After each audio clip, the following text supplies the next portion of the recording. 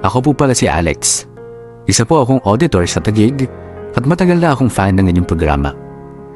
Nasa late 20s na po ako at nakakahiyamang sabihin, pero sa edad kong ito ay never pa akong nagkaroon ng career friend. Minsan nga naiisip ko na kaya ako naging fan ng programa nyo dahil dun na sa mga kwento nyo na lang ako umuhugot ng kilig. Sa totoo lang na yun ay parang wala pa rin akong interes na pumasok sa buhay pag-ibig, pero once upon a time sinubukan ko rin naman. Sinubukan kong magmahal.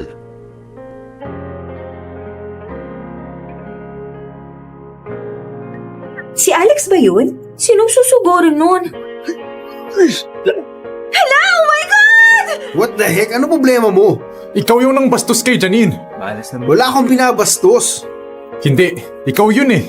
Yung nagkakalat ng kung ano-anong maling balita tungkol sa kanya. Hindi ako yun. Sino tong Ben na to? Oh, bakit umiiwas ka ng tingin ngayon? Dito ka tumingin sa cellphone ko.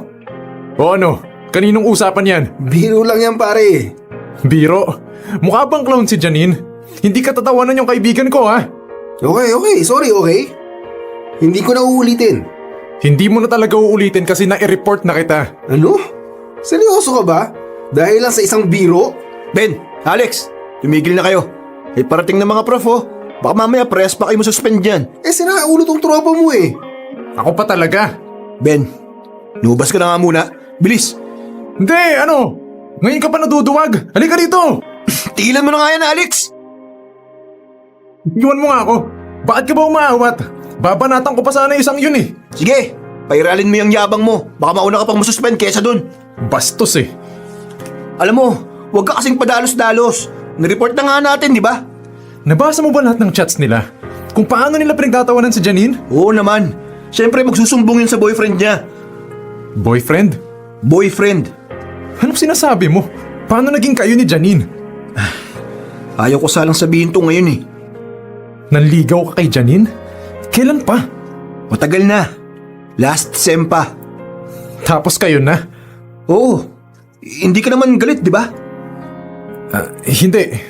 Siyempre hindi. Nagulat lang ako. Basta, kumalma ka lang, okay? Mas galit ka pa kaysa sa boyfriend niya eh. Uuwi na lang muna ako. Papalamig lang ng ulo. Okay, ingat sila sa'yo.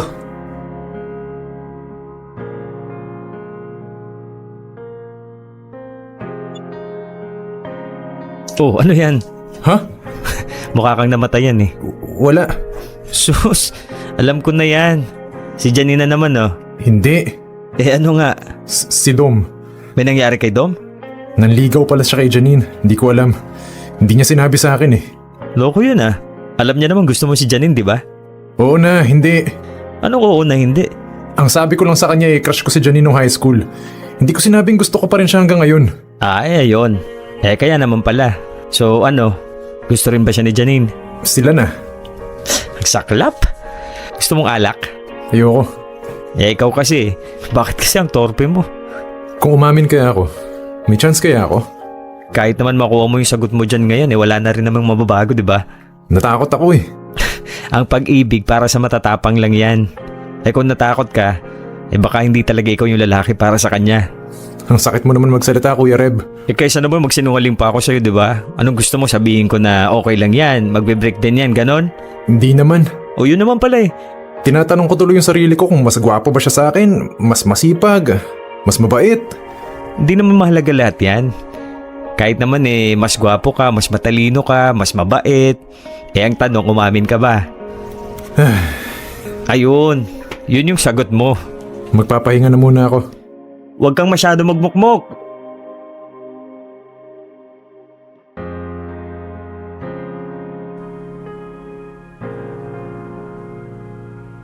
Magkaklase kami ni Janine simula high school. At bata pa lang kami, crush ko na talaga siya. Hindi kami close noon at meron din siyang boyfriend noong mga panahon na yon. Naging close lang yata kami nung 4th year high school. Nung naging mag-best friend hanggang sa pumasok na nga kami sa college. Pareho din kami ng kursong business administration. Lagi kaming magkasama sa mga klase, sabay nagre-review, sabay gumagawa ng assignments. Lahat ata ginagawa namin ang magkasama. Sa mga panahong yon, wala akong ginawa para sabihin ang feelings ko. At sabi nga nila, laging nasa huli ang pagsisisi. Ngayon, sobrang nagsisisi ako na wala akong ginawa para ipakita kay Janine na gusto ko siya. Naunahan ako. Nawalan ako ng pag-asa dahil sa sarili kong katorpehan.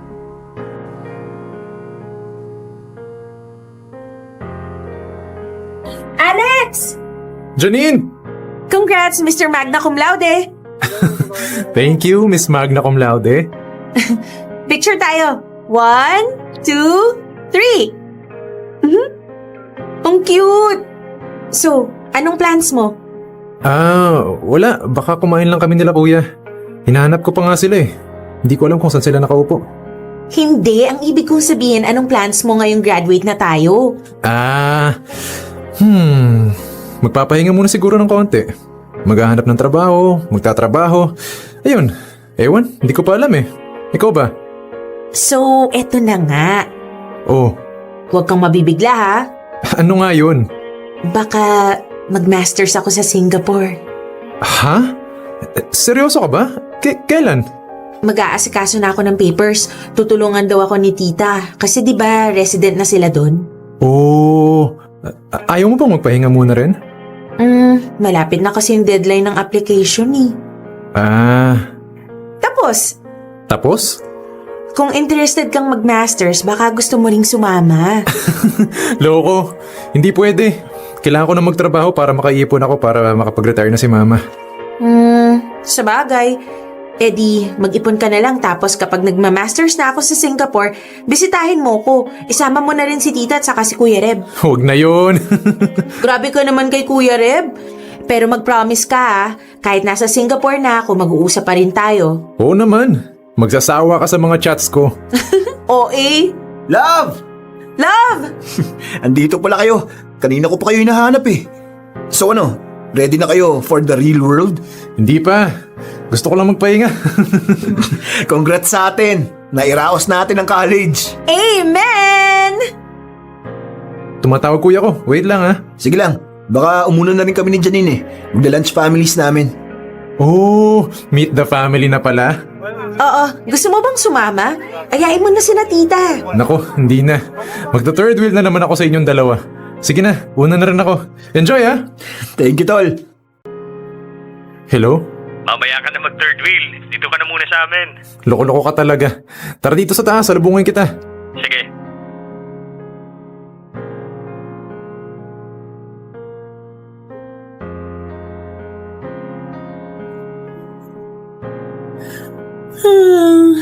Okay na yung application form, yung passport, saka police clearance. Ano na lang kulang? Medical certificate na lang at saka ID pictures. Okay! Grabe, tuloy na tuloy ka na talaga. Masasad ka ba kapag umalis ako? Malamang! Dapat lang no. Loko-loko. So, saan sunod natin? Medical certificate? May klinika na bang napili? Ihuhuli ko na lang yun. ID pictures na lang muna. Gusto mo bang sa labas na yan? Ang mahal kasi ng mga photo studio kapag sa malls eh. Wag na, dito na lang. Maglalakad pa tayo sa labas ang init-init. Sige, tara. Ito oh, sakto. Hi po, ID pictures po. Pili na lang po kayo ng package, ma'am. Package B na lang po. Sige, dito na lang po tayo. Wait, mag-ayos lang po ako ng konti. O ano, okay ba yung itsura ko? Ha? Oo naman. Nox, pahawak nga ng bag ko, magpa-powder lang ako eh. O ano, maganda na ba? Lagi naman. Ma'am, okay na po? Yes po, okay na. Eto na po yung mga pictures nyo, ma'am. Grabe, ang corporate mo naman tignan. Oo nga eh. Baka gusto nyo rin ma'am magpa-picture kasama boyfriend nyo. Naku, hindi ko po siya boyfriend. Pero tara Alex, pa-picture na tayo please para naman may remembrance ako pag nasa Singapore na ako. Oo, sige, game. Tayo na lang po kayo dito. Saglit, mag-aayos lang ako. Wag na, pogi ka na eh. Nang bola pa. Maglapit po kayo ng konti. Po? Lapit raw, ito naman. Tapos yung braso nyo, sir, ilagay nyo sa balikat ni ma'am. Ganito po? Yan! Okay, smile. 1, 2, 3. Ang cute nyo pong tignan. Thank you ate.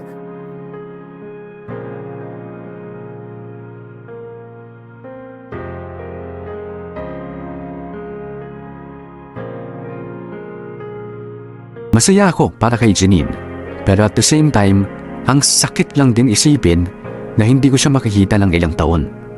Sanggang dikit kami ni Janine simula high school at ito ang unang beses na magiging magkalayo kami sa isa't isa. Mabigat sa dibdib, pero wala na rin naman akong magagawa kundi suportahan siya sa mga pangarap niya. At habang papalapit ang araw ng pag-alis ni Janine, ay madalas ko ring tinatanong ang sarili ko. Dapat pa ba akong umamin? Mas gagaan ba dibdib ko kung masasabi ko sa kanya lahat ng tinatago ko?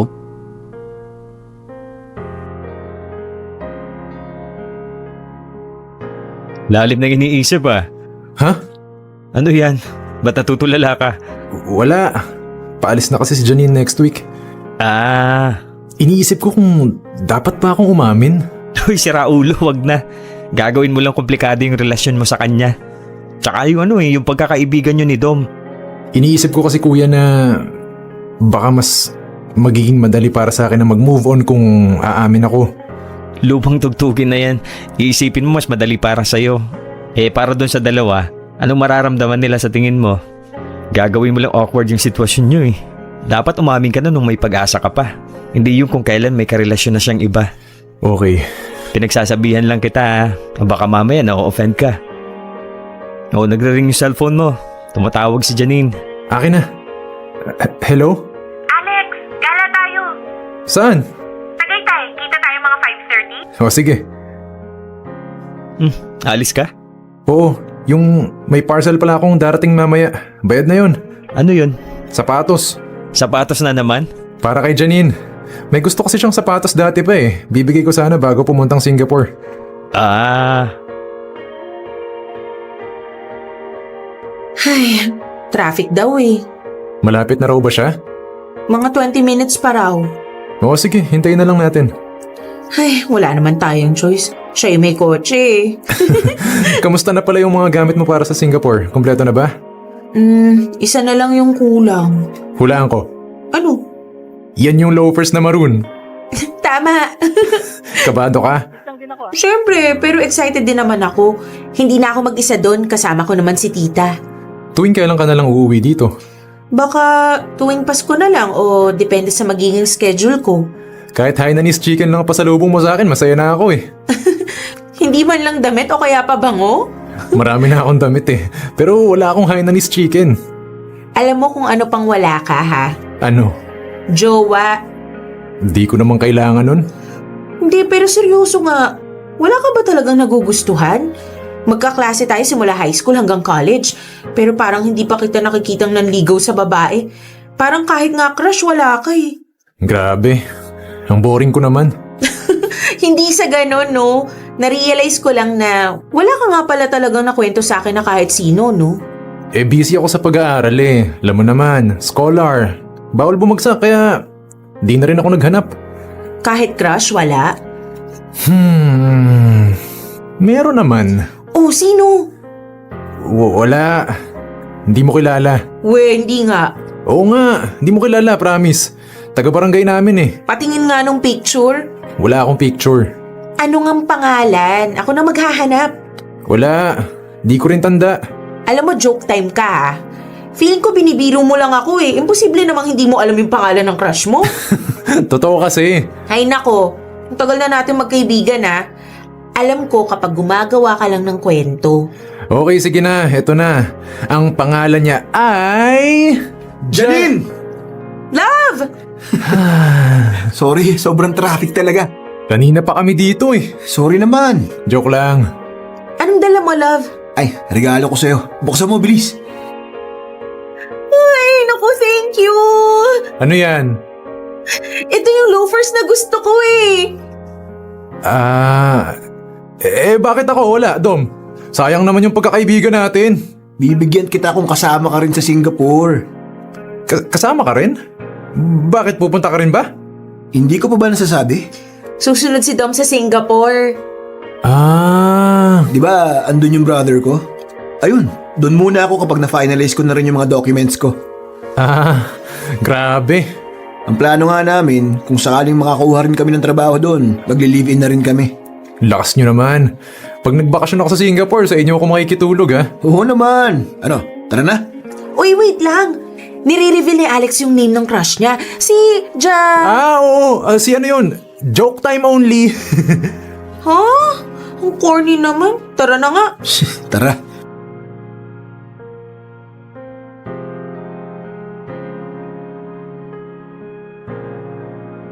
Isa yon sa mga huling beses na nakita ko si Janine. Pagkatapos kasi ng 1 linggo, umalis na siya papuntang Singapore. Sumunod din si Dom sa kanya pagkatapos ng ilang buwan. Hindi ko na rin naibigay sa kanya yung sapatos na ireregalo ko sana kasi gaya ng dati, naunahan ulit ako ni Dom. Nung mga unang araw na nasa Singapore sila, sobrang dalas pa naming mag-usap. Halos araw-araw ata may bago kaming mga bago na kwento para sa isa't isa, pero bigla na lang isang araw, parang may nagkiba sa pakikitungo ni Janine sa akin. Naging cold siya hanggang sa mas naging madalang na ang pag-uusap namin hanggang sa nawalan na ako ng koneksyon sa kanya o kay Dom. Lumipas ang ilang taon na hindi kami nagkakausap. Friends pa rin kami sa Facebook, pero inalis niya ako sa mga followers niya sa Instagram. Sobrang lala ng anxiety ko ng mga panahong yon. Hindi ko alam kung may ginawa ba akong mali at kung may nasabi pa akong masama. Sinubukan kong kontakin si Janine at Dom pero wala sa kanilang sumagot sa mga message ko. Eventually, nag-move on na lang din ako. Pinagpatuloy ko ang buhay ko at mas nag-focus na lang sa trabaho. Pero hindi ko naman sukat akalain na magugulo lang din pala lahat ng to. Alex! Yes, Ma'am Beng. Una na kami. Mamaya ka pa? Pauwi na rin po. May tinatapos lang ako. Sige, ingat ka. Kayo rin po. Oh, kuya. Pauwi ka na pa ngayon? Baka sa kondo muna ako tumuloy. Biyernes ngayon eh. Malala ang traffic. Pwede ka bang umuwi? Pinaghihintay sa'yo dito eh. Sino? Si Janine. Ha? Sino? Janine? As in Janine? Janine? Oo nga. Bumalik na siya ng Pilipinas? Oo, hinahanap ka. Bilisan mo. Parang medyo emosyonal tong kaibigan mo eh. Sige. Pauwi na ako. Kuya? Hi, Alex. Janine, nakauwi ka na pala. Oo. Kumusta ka? Okay lang. Long time no see ah. Oo nga eh. Sobrang busy kasi sa Singapore. Halata nga. Parang 2 taon kang hindi nagre-reply sa mga message ko eh. Sorry. Hindi ko lang nakita. 2 taon mong hindi nakita. Hindi mo rin naisipang mag-message sa akin? Alex naman. Magiging prangka na ako, Janine ah. 3 taon na simula nung umalis ka papuntang Singapore. Yung huling 2 taon doon, hindi ka nagparamdam. Kayo ni Dom. Tapos bigla kang susulpot dito. Alex naman. Ang dami ko lang ding inaasikaso doon. Ang dami kasing nangyari sa Singapore na hindi mo alam eh. Kaya nga nangangamusta ako, di ba? Paano ko malalaman kung wala ka namang sasabihin? Alam mo bang sa ibang tao ko pa nalaman na engaged na pala kayo ni Dom? Ni isang maayos na chat, wala. Tapos ngayon bigla kang susulpot dito. Ni isang message, wala. Yung huling pag-uusap natin, tinatanong pa kita kung kamusta yung subjects mo tapos ayun. Simula nun wala na ako narinig tungkol sa'yo. Nag-message ako, nag-email ako, ni isa sa mga yun. Wala ka ni-replyan. Magla-like ka sa mga post ko pero ni minsan hindi mo naisip na buksan yung chats ko. Magkaibigan tayo simula high school, Janine. Kasama kitang lumaki pero parang pumunta ka lang sa Singapore, parang nakalimutan mo na magkaibigan tayo eh. Naging sentro ka kasi ng away namin ni Dom dati kaya lumayo ako. Kaya pinili kong huwag ka munang kausapin. Ako? Sentro ng away nyo? Anong ginawa ko yung nananahimik ako dito sa Pinas? Wala, Alex. Wala.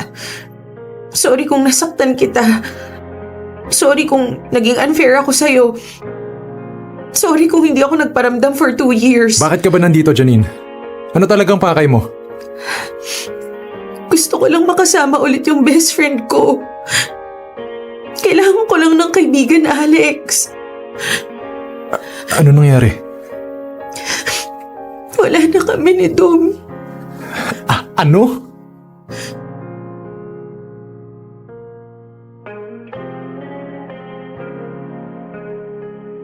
Beer pa?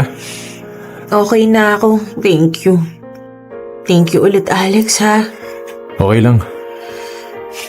Naiintindihan ko yung tampo mo kaya sorry talaga. Ang dami lang kasing nangyari sa Singapore. Kumusta ka na ba ngayon? Okay naman. Okay lang. Managing. Ikaw, Okay naman. Puro trabaho. wala ka pa rin girlfriend. Wala. May hindi ka pa pala napapaliwanag sa akin. Ano? Ano nangyari sa Singapore? Bakit bigla kayo naghiwalay? Bakit nasali ako sa usapan? Hindi ko nga rin alam eh. Siguro, nagpatong-patong na lang lahat. Pareho kaming pressured sa masters namin. Pareho kaming pagod sa mga part-time jobs namin. Siguro, nagselo siya kasi lagi akong nakakahanap ng oras para makausap ka habang mas nawawalan ako ng oras sa kanya. Mas nakakausap mo pa ako noon kaysa sa kanya? Oo naman. Best friend kita eh. And I missed you. Na-miss talaga kita, Alex.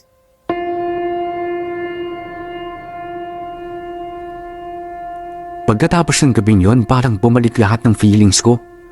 Parang bumalik lahat ng sakit at panghihinahayang na naramdaman ko noon. Pagkatapos din nun ay unti-unti kami nag-reconnect ni Janine. Dahil madalas ang paglabas naming dalawa habang sinusubukan niyang mag-move on sa relasyon nilang dalawa ni Dom. Oo, selfish man kung selfish pero nabuhayan ako ng loob. Sinabi ko sa sarili ko na baka ito na ang pagkakataon para umusbong ang kwento naming dalawa. Baka kaya hindi na din kami noon dahil ngayon ang tamang oras para sa amin. Aaminin ko, kinain ako ng delusyon nung mga panahon na yon. Naging selfish ako at mas inisip ang mga sarili kong interes kesa sa kay Janine.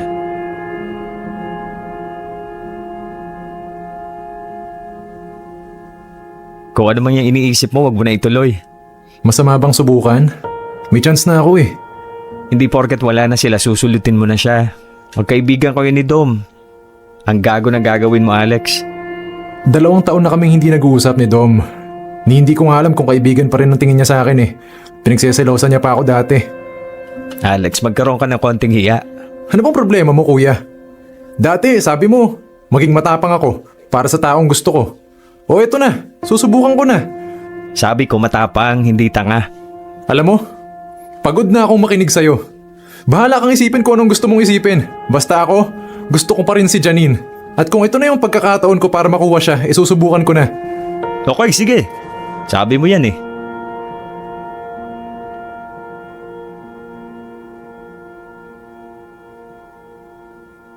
Hi! Hello! Para sa akin ba yung flowers? Oo naman. Thank you. Ikaw dumadalas na yung mga regalo mo. Malakas ka sa akin eh. Naku, nagpapa-fall ka lang eh. Huh? Joke lang, ito naman. Ah, Magta-taxi muna pala tayo ngayon Hindi ka naman nagdala ng kotse, di ba? hindi. Sabi mo wag eh. Bakit nga ba? Kasi iinom tayo. Today, wala tayong ibang gagawin kundi magsaya. Okay! Are you ready? Ready! Tipsy ka na no? Hindi Pero nag-enjoy ka naman sa bar hopping natin. Alex, this is the happiest I've been since bumalik ako from Singapore. Dapat lang. Deserve mo maging masaya. Lapit ka dito. Ano yun? Lapit pa. Ganito? Alex, I love you. You're the greatest person in the whole wide world. Janine? May sasabihin sana ako sa'yo eh. Ano? Janine. Janine, gusto kita. Gusto kita matagal na. Simula high school, hanggang college, hanggang ngayon. Ikaw pa rin yung gusto ko. Alex, Alam kong nakakabigla. Pero andito ako ngayon para humingi ng pagkakataon. I love you. At isa sa pinakamalaking pagkakamali ko na hindi ko agad sinabi yun sa'yo. Alex, Hindi mo kailangan sumagot ngayon. Pag-isipan mo muna. Alex, ikaw ang best friend ko. Pero I'm sorry. Kasi hanggang dun lang yun. Ha? Alex, kapatid lang yung turing ko sa'yo. I'm sorry pero hindi ko kayang ibigay yung chance na hinihingi mo eh. Dahil ba to kay Dom? Pagkatapos kang gaguhin nun? Pagkatapos kang iwan? Alex, I was pregnant. Ano? Alex, ang daming nangyari. Nagma-masters ako, nasira ko yung pagkakaibigan natin, na-depress ako, at nung nabuntis ako, at hindi ko yun sinabi kay Dom, nalaman na lang niya nung nagka-miscarriage ako. Nagalit siya na hindi ko kaagad sinabi sa kanya. Sinubukan naming ayusin yung relasyon namin pero na-depress ako eh. Hindi ko kinaya yung guilt, yung lungkot. Tinulak ko siya palayo. Sinaktan ko siya ng paulit-ulit hanggang sa siya na mismo yung umalis. Nag-propose pa siya sa akin, Alex. Kahit na ang hirap kong mahalin, kahit ang dami kong pagkukulang, handa pa rin siyang pakasalan ako. Pero wala eh. Sumuko pa rin ako. So, I'm sorry kung hindi ko kayang ibigay yung chance na hinihingi mo. I'm sorry kasi si Dom pa rin yung hinahanap-hanap ko. Alex, I'm sorry. Okay lang. Naiintindihan ko. Kung alam ko lang na yun pala yung nangyari, mas didistansya sana ako. Sorry, Alex. Huwag kang mag-sorry. Wala ka namang kasalanan eh. Hindi naman mali na ibang tao yung gusto mo. Kung meron man dapat mag-sorry, ako yun. Kasi naging selfish ako eh. Mas inuna ko yung feelings ko kesa alamin at intindihin lahat ng pinagdadaanan mo. Best friend pa rin naman kita pagkatapos ng lahat ng to, hindi ba? Oo naman. Maliban na lang kung itatakwil mo ako. Never, no?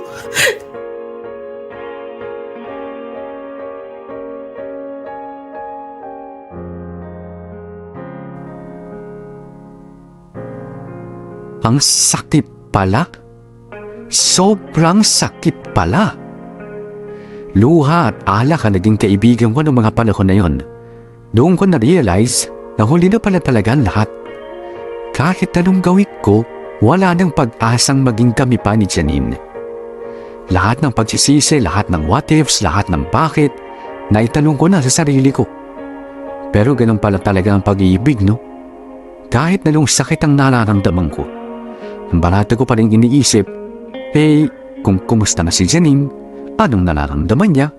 Kaya kahit masakit, ako na mismo ang gumawa ng paraan para subukang bawasan lahat ng lungkot na nararamdaman niya.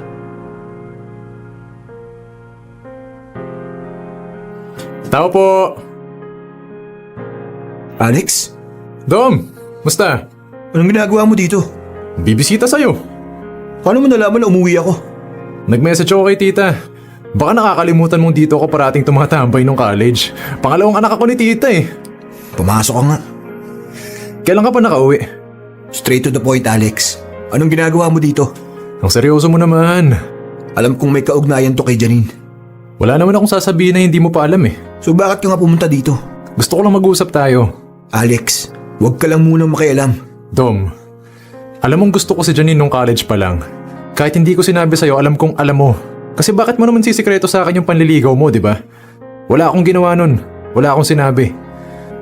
Nung pareho kayong nag-Singapore, sinuportahan ko kayo. Nung nag-live-in kayo at kinat off nyo ako, wala rin akong ginawa. Pero ngayong nakikita ko na si Janine na nasasaktan ng ganito, hindi ko kaya na wala ulit akong gagawin. Dom, wala akong ibang hinihingi kundi mag-usap kayo. Ilang beses nang nagre-reach out sa'yo si Janine. Kahit isang beses lang, Dom. Alam mo bang ikaw ang parati niyang hinahanap nung nasa Singapore? Lagi ikaw yung hinahanap niya. Na namimiss ka niya. Na magugustuhan mo yung mga pagkain doon. Na magugustuhan mo yung mga lugar doon. Parating ikaw. Eh paano kanya mamimiss ikaw nandun ka? Pilosopo ka rin eh. Inamin ko na kay Janine na gusto ko siya. Oh, bakit ganyan tsura mo? Anong sabi niya? Ang sabi niya, hindi niya ako kayang pagbigyan kasi ikaw pa rin yung mahal niya. Nagsorry siya. Kinuwento niya yung nangyari at sa kabila ng lahat ng sakit, ikaw pa rin yung hinahanap niya. Pero bakit niya ako itinulak palayo? Di ko alam. Kaya nga kayo mag-usap, di ba? Anong nakain mo? Bakit ganyan ka nakaprangka ngayon? Isang tanong, isang sagot. Mahal mo pa rin ba si Janine? Oo. So bakit hindi mo sinubukang ayusin ulit?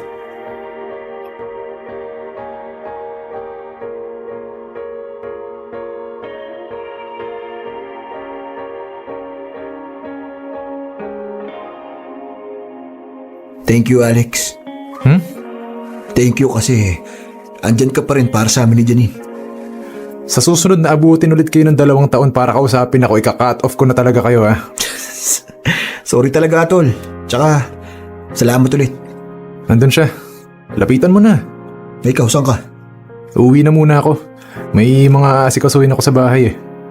Sige, ingat ka. Okay. Janine! Oh, ang aga mo ata. Akala ko may lakad ka. Wala.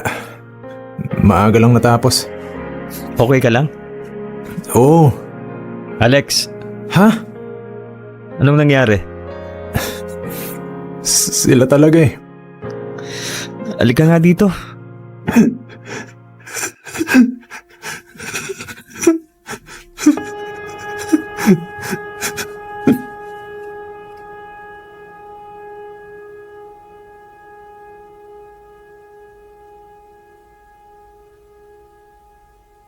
Sabi nga sa akin ni Kuya noon, ang pag-ibig ay para sa matatapang lumaban.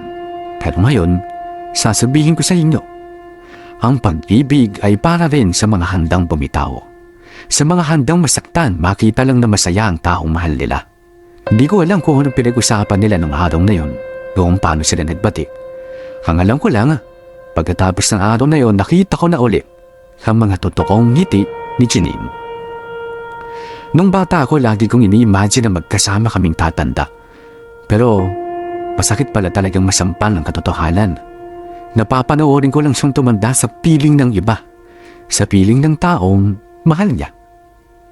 Last year, kinasal si Janine at Dom. Ngayong taon, in-announce nila na magkakaroon na sila ng baby boy.